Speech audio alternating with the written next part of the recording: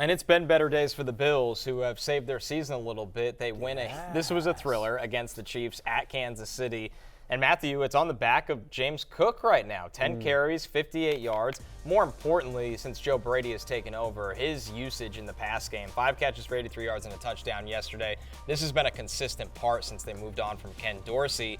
And Barry, you kind of called your shot with James Cook on fantasy football pregame yesterday, so take a listen here.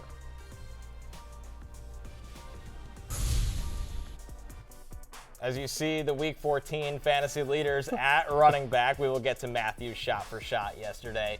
Ezekiel Elliott tops this list still from Thursday Night Football, but James Cook ends up coming into Monday Night Football as RB3, and I've heard we have Matthew's shot for shot, so take a listen.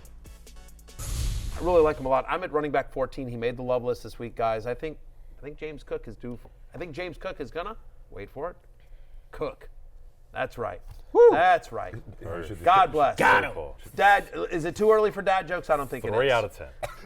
You know what? You don't need I'm going to use that joke again. How about them apples? What do you think about that? I'm going to use that joke again. It's like you're looking at the screen as though the screen will support you somehow, but it's just us. It's just us, and we're not supporting Well, it's people at home. Focused. People at home. James Cook cooks against the Chiefs. I told you I was you going to ran use it that back. joke again. You're You damn ran it right. back. Yeah, that's Yeah, right. interesting. Keep making fun of it. I'll keep using that joke because I don't care. Man, that ISO was just holding on. Yeah, I like Michael Smith popping in there, but you're damn right. Yeah, James cooked. How Yes, about he them did. apples? That's right. That's right. Because here's what this is a lesson for you, America. If you meet me on the street, you interact with me on social media, and you guys who are the hosts, like when you tell me, Yes. oh, that joke sucks, Yeah. I'm just going to lean into it more and more and more and more. Well, we never make fun That's of your your jokes gift. anymore. Absolutely, because I was like this as a kid. I was like this as a kid. The surprised. minute I was told I couldn't do something, I immediately wanted to do it.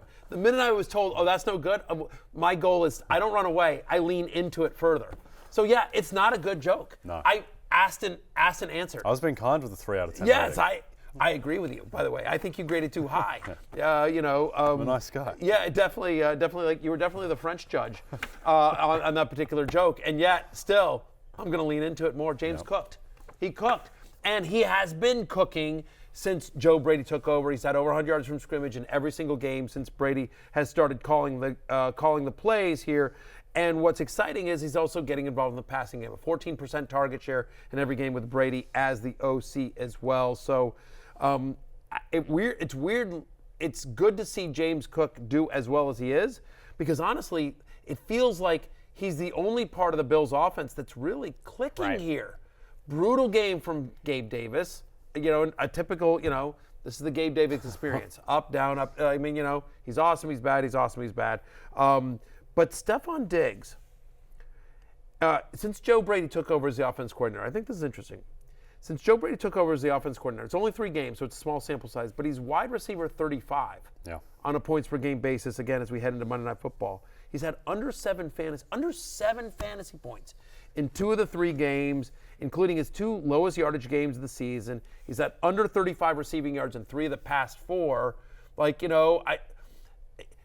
His brother probably won't be tweeting because they didn't win the game. They went to Kansas City and they won the game. But still, for one of the elite wide receivers in the NFL, with one of the best quarterbacks in the NFL, this is an alarming lack of production over the last month. I don't understand the usage. I don't understand why, particularly in the Philadelphia game, he was off the field on key 3rd downs. Their season was on the line in that game, and he just wasn't out there. So I don't know if he's nursing something. I don't really understand anything about this offense. Like, Khalil Shakir looks awesome, and then yesterday's just 1 catch for 12 yards. Yeah. Gabe Davis doesn't have a catch yesterday. All of a sudden, it's a James Cook, Dawson Knox offense. Right. They're going to Kincaid all the time down the stretch. I don't Clutch understand play to what's going on. Deontay Hardy. Down the stretch, you're like.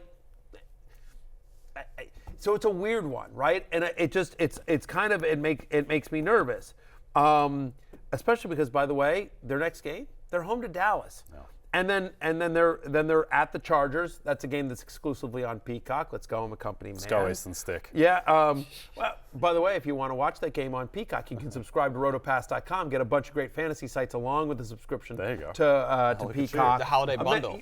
It's a holiday bundle, 1,000%. Rotopass.com. It is the best deal in fantasy sports, and you do get a 12-month subscription to Peacock whenever you subscribe. And then they play. They're home to New England. Good. but then they end the season at Miami. So It's a big one. That's a big Miami one. may not have anything to play for in that game if they've beaten Baltimore the week before to wrap up the 1 seed, though. By the way, if Buffalo doesn't beat Dallas, they may not have anything to play for either. Yep. Like, they need to win. I mean, if you look at the AFC playoff picture, like, they're on the outside looking in. Tiebreakers aren't good for Bills. That's correct. And there's a lot of teams ahead of them. Like, they're at 7-6, but they're like, there's a lot of 7-6 teams that have better tiebreakers. They need better tiebreakers. If there's a positive, that Cowboys game is in Buffalo, so the Cowboys will have to travel to the cold. But still, like, offense doesn't look great. Stephon Gilmore has been great against number 1 wide receivers. Where if you're Stefon Diggs, fantasy manager saying, I think it'll turn. You get a little nervous about this I feel like weekend. Gilmore as well. He gets more burned by like elite speed. Right. When it's a 'Cause he's bigger guy older. like AJ Brown, like I think he'll be able to keep up with Stefon Diggs. Yeah, this Stefon Diggs right yes. now. But I mean, Diggs, maybe he's not healthy. Like, I feel like maybe they're hiding an injury, or he's just like. Right. But it's you're still starting Stefon Diggs because he's Stefon Diggs. But like,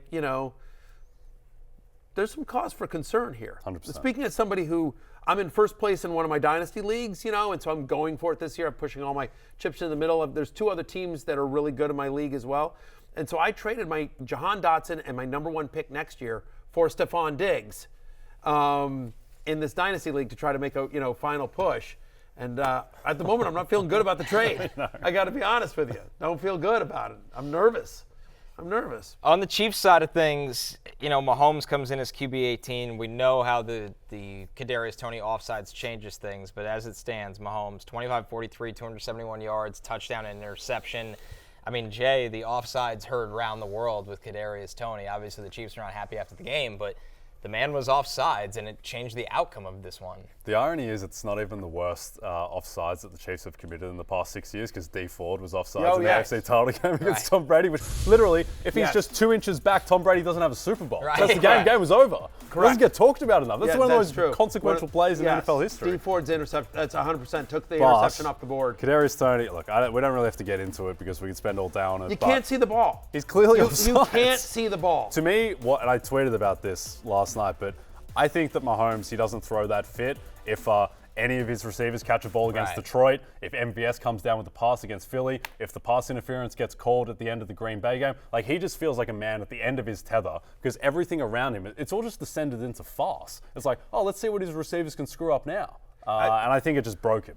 There's this account on Instagram, NFL Memes IG, and whoever runs that account just never misses. And it's mean, but it's really funny. But there was one that was just like, Patrick Mahomes realizing that if Kadarius Toney just wasn't on the team, this team would be like, having 2 more wins. Well, just because it's like they showed clips from the Detroit game. Right. They showed, there's like 3 games where Kadarius Toney has just made just a brutal, mind-numbing play.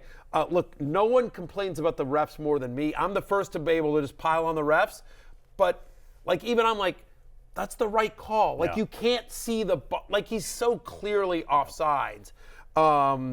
You can't if you're Kadarius Toney, you can't put yourself in that position. Fantasy-wise, let's bring it back here. Just Mahomes is like, this is what we said prior to the game, and there's nothing that changed my mind after this game. Mahomes is like a low-end QB1. Like you're still, the days of, at least for this year, the days of like, I've got Mahomes. I don't care who else is on my team. I don't care who he's playing. I'm starting him, no questions asked. Like, that's not the case anymore. Like, if you had a Jordan Love, if you had a Brock Purdy, you could easily have those guys and Mahomes based on the way drafts went. Like Sam Howell. It's a conversation. Russell Wilson-ish. Russell Like, Wilson-ish. we're at that Matthew line. Stafford the last couple of weeks. Now they play New England next week, so you're starting Patrick Mahomes. But it's frustrating. 2 positives out of this game that I think is important, then we'll move on. Number 1 is Rashee Rice. 84% of the team snaps. It feels it's happening slower than we'd like, but it's finally happening for Rashee Rice, who now has at least 18 fantasy points in 2 of the past 3 games, at least 7 for 60 in 3 straight, and he's got an almost 30% target share over that stretch. It makes sense. When everyone on your team can't catch, but one guy can, it makes sense that they try to get him on the field more and get him involved. So we continue to really like Rashee Rice. I get it. Jerick McKinnon got the touchdown, but Clyde Edwards-Helaire got 61% of the Chiefs' rushes in Week 14, played 48% of the snaps. In a game in which the Chiefs were trailing, I think you're encouraged by CEH's usage if you picked him up to replace Pacheco. McKinnon got the rushing touchdown because he was in on the 2-minute drive. It was the 2-minute. He's their 2-minute running back, like he's their third down back, and so he just happened to be on the offense when they got in with under 2 minutes to go. I don't think he's got the goal line role as long as Pacheco's out. Hey, it's Matthew Berry from NBCSports.com and Rotoworld.com, and I want to thank you so much for watching whatever it is you just watched, or if nothing else, being too lazy to click out of the autoplay after this video started, after whatever it is you actually wanted to watch finished. But now that you're here, I'd like to take a moment here to ask you respectfully now, okay? I'm asking you respectfully to subscribe to the NFL on NBC YouTube channel. You'll get the latest Roto-World fantasy news headlines, all sorts of great shows, including my own Fantasy Football Happy Hour. So go subscribe now. Again, I'm asking respectfully.